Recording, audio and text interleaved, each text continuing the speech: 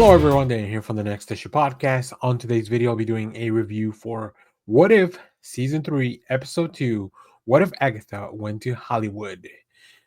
This is a very interesting episode because it brings back something that's been very popular as of recently, Agatha Harkness, which I don't think they knew how popular the character was going to be when this was made. And then also something that kind of gets a little bit forgotten. This deals with the Eternals and the Celestials and some of the characters. Actually, just one of the characters from that movie, though. I think this was a really entertaining episode. It really shows the potential as to like how big some of these stories can be.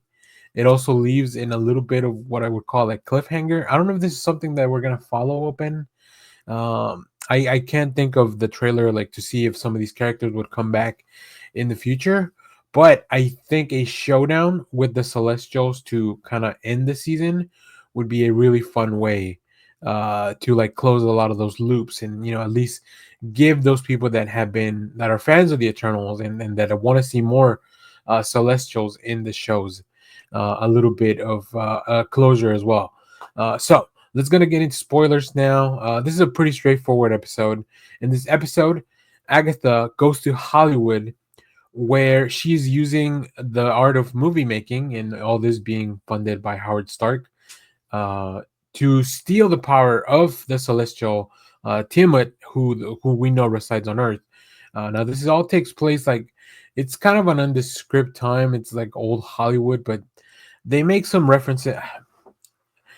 They make a reference, especially to like the blockbuster, which is something that didn't really come out till later on. So it's interesting to see. Obviously, Agatha and Kingo are characters that were around for a long time. So this could have really taken place anytime along Howard Stark's lifetime. We get to see Jarvis as well, which is really nice.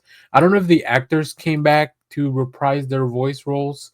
I didn't look that far into it, but I hope they did. That would have been really nice. I know for sure Kumail Nanjiani and Agatha, the voice of Agatha. I forget her name just slipped out of my head. But yeah, they came back to do their roles. I just don't know about Howard Stark and Jarvis. So let's talk about it. Let's get into it some more. So I really like the visual composition of this episode because it is supposed to be a Hollywood production, but also it's supposed to be kind of like a ritual for Agatha to perform. She does realize that she doesn't have enough power, and she convinces Kingo to come over and co-star in the film, which really means that she wanted to steal his power, as we discover she has done with the rest of the Eternals, in order to complete her ritual and tap into the power of Tiamat. Now, after all this, because the Eternals have been missing, Kingo has been made the Prime Eternal by Arsham. If you don't know what I'm talking about, go watch the Eternals. I think overall it's a pretty good movie. It looks beautiful for sure, and some of the characters are very interesting.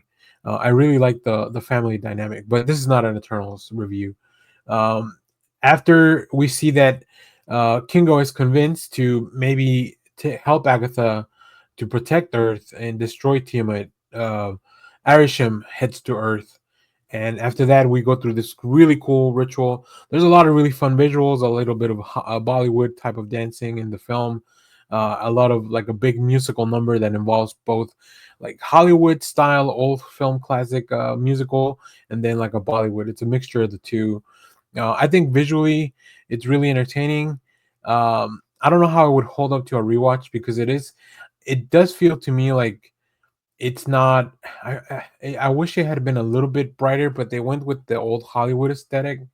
But other than that, it looks really cool. There's some really cool designs for when Agatha finally does tap into the power of Tiamat. She becomes like a gigantic projection of her body while she has to fight Arsham on in space. Now, I think that design of Agatha as a Celestial is really really cool. It ends up with Agatha also stealing Arisham's power and killing him. Very similar to the fight she had with Wanda at the end of WandaVision, where Wanda was shooting off and missing Agatha, but instead she was actually changing the runes, like she was doing runes, right? In the in the shield. Very similar. Agatha uses a very similar tactic to trick Arisham into thinking that she missed with all those attacks, but actually she was casting some kind of spell to hold him, take his power, and eventually kill him. So uh, the episode ends with Agatha and Kingo going off to Hollywood to make more movies and debut the movie that they had just made, but also with Uatu the Watcher warning us that maybe this is a cliffhanger and we do see more Celestials, because now that they've killed, I guess technically they've killed two Celestials, or by stealing Tiamat's power, they've sealed them in. We've with Agatha and Kingo, and this version of Earth has now garnered the attention of the other Celestial. So I think that's maybe the first step to building up what happens towards the end of the season. Maybe it's a battle with the Celestials, but either way, fun episode, really interesting. I'll be covering more of the What If episodes as they drop, one a day until they run out by the end of the year. So if you've seen this, let me know what you thought about it down in the comments. As always, thank you for watching, everyone. Remember to share, like, subscribe, hit the bell so you know when we go live. That is most Saturdays, 10 a.m. Central Standard Time. And stay tuned. We have more comic reviews, trailer reactions, TV recaps, all that fun stuff here in the channel. Thanks for watching, everyone. Bye-bye.